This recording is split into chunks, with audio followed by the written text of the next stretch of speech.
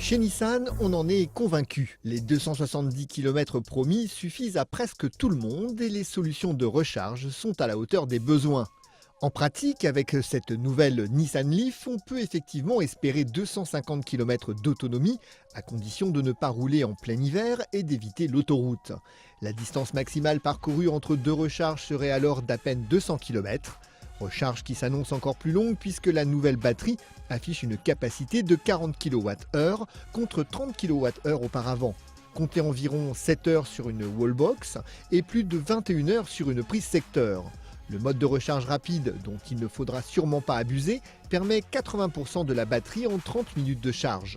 Tout cela pour une autonomie qui, avec le changement de cycle d'homologation, paraît inchangée dans le discours de Nissan. Même si en réalité, il faut retenir que l'ancienne Leaf criait famine à l'approche des 200 km. Techniquement, la nouvelle Leaf reprend les soubassements de sa devancière. Les proportions restent donc équivalentes, bien qu'elle gagne 4 cm en longueur, un allongement qui profite essentiellement au coffre qui gagne 65 décimètres cubes de chargement. Son bloc électrique évolue davantage et offre désormais 150 chevaux et un couple vaillant de 350 Nm.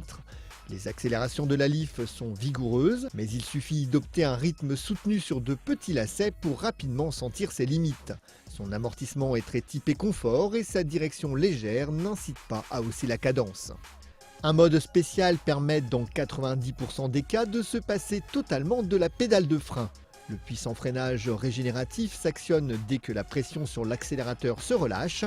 Rien de nouveau jusqu'à présent, sauf qu'en l'occurrence, le système est aussi capable d'activer le freinage hydraulique jusqu'à l'arrêt complet du véhicule. Mais là, le ressenti de la pédale de frein est encore plus étrange.